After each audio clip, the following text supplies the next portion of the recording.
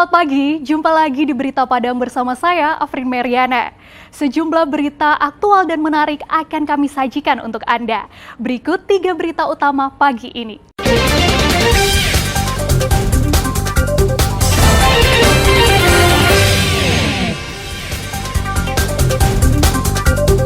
Pedagang yang menjadi korban kebakaran Pasar Raya Padang rencananya akan dipindahkan ke RTH Imam Bonjol. Isi kotak amal masjid di Pariaman digasak musafir. Reporter Berita Padang di Pariaman peroleh penghargaan dalam Hari Pendidikan.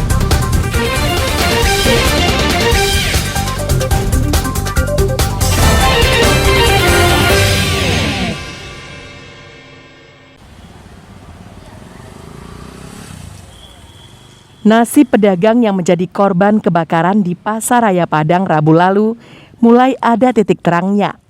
Pemerintah Kota Padang bersama Kodim 0312 Padang telah menyiapkan lokasi pemindahannya, yaitu di salah satu sudut ruang Taman Terbuka Hijau Imam Bonjol Padang.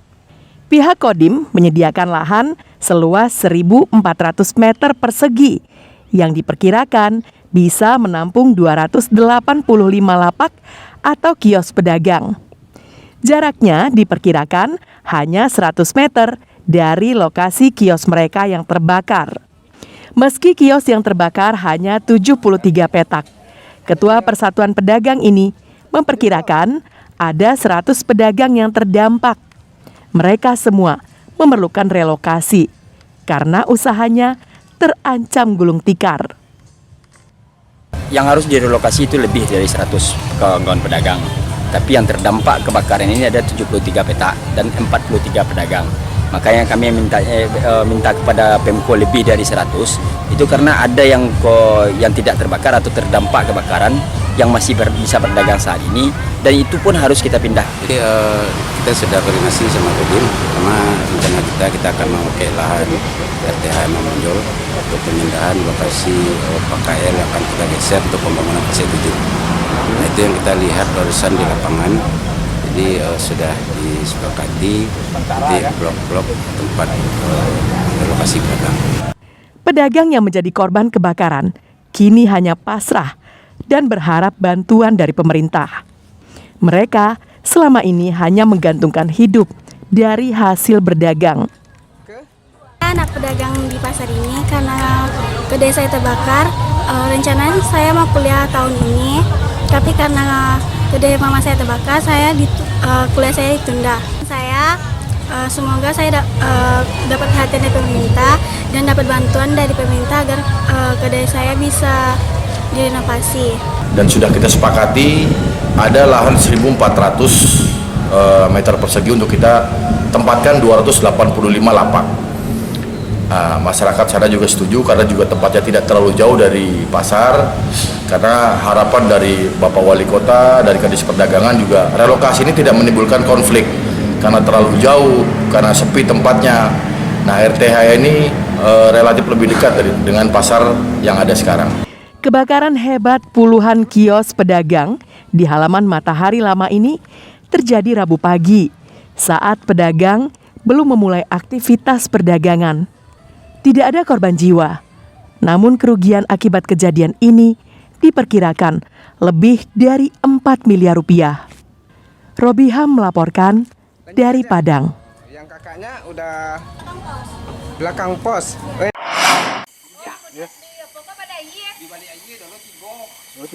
Kondisi warga Korong Pauah Mani di Kanagarian Koto Dalam Selatan, Kabupaten Padang Pariaman. Jalan menuju rumah mereka belum bisa dilewati mobil. Warga ini membangun rumahnya di kawasan hutan rakyat. Tempat tinggal mereka hanya bisa ditempuh melalui jalan setapak yang bisa dilewati dengan jalan kaki atau menggunakan sepeda motor. Jika musim hujan, tak jarang mereka terjatuh karena jalan yang licin. Tak hanya itu, selain harus menempuh jalan setapak, mereka juga harus melewati jembatan kayu Pauah Mani yang nyaris roboh dimakan usia.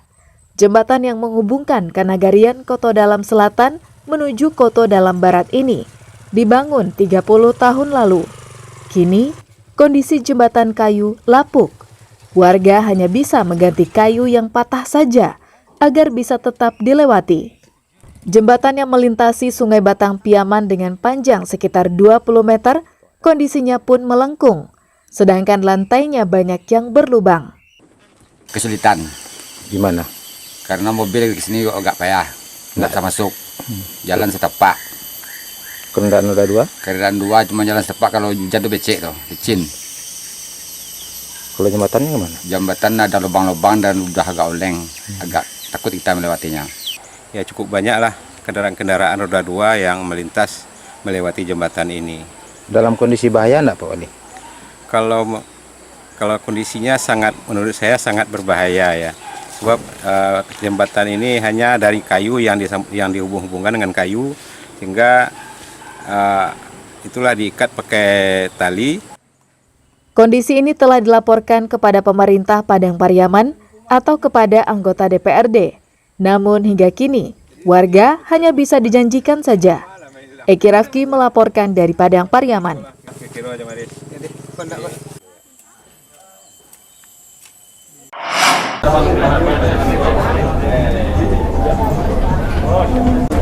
Peraih medali emas cabang olahraga gulat, Bribda Randa Rian Destra, tiba di Bandara Internasional Minangkabau, Padang Pariaman, Senin siang.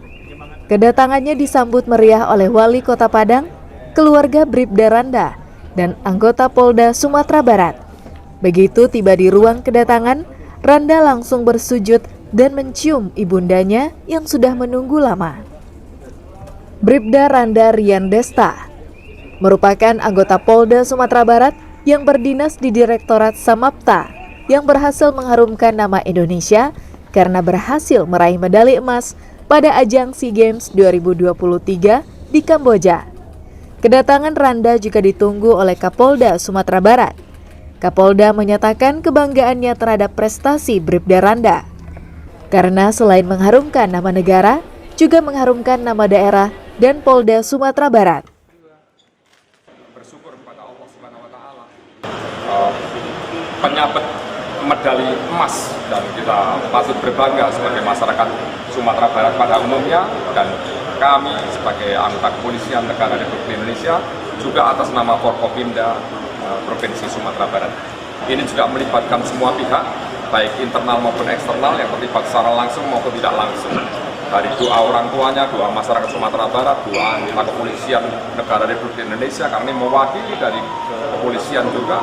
Usai pertemuan dengan Kapolda, dilanjutkan dengan arak-arakan keliling Kota Padang sebagai wujud kebanggaan warga Kota Padang yang berhasil mengharumkan nama Kota Padang di kancah internasional. Laude Jordianse melaporkan dari Padang.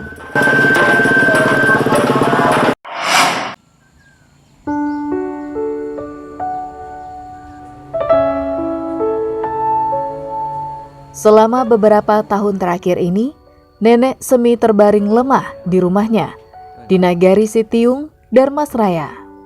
Nenek yang berumur 100 tahun ini hanya dirawat cucunya di rumah karena tak memiliki biaya untuk berobat ke rumah sakit.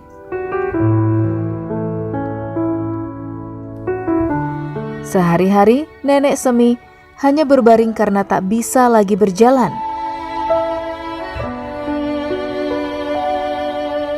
Kakinya membusuk diduga akibat penyakit diabetes yang dideritanya, tak kunjung terobati. Darmadi, cucunya yang selalu setia merawat neneknya itu, juga kondisinya kurang mampu.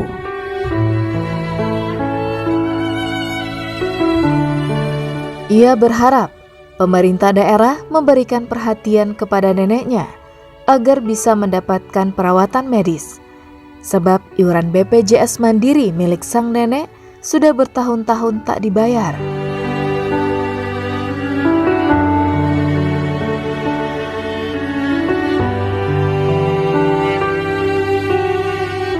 Kalau yang udah nggak bisa berdiri ini udah 2 tahun lah yang nggak bisa berdiri, nggak bisa duduk, harus didudukin.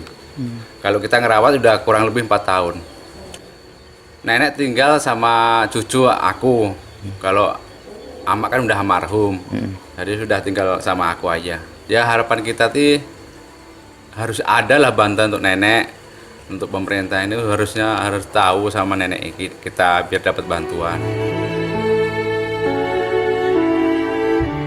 Nenek Semi adalah salah satu pelaku sejarah transmigrasi di Kabupaten Dharmasraya.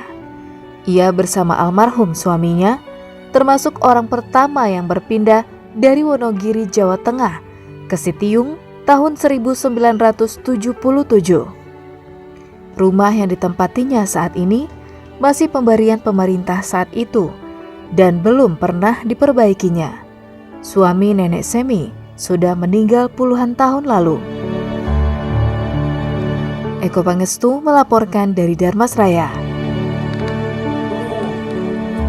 Turu wis baratus kayak turu.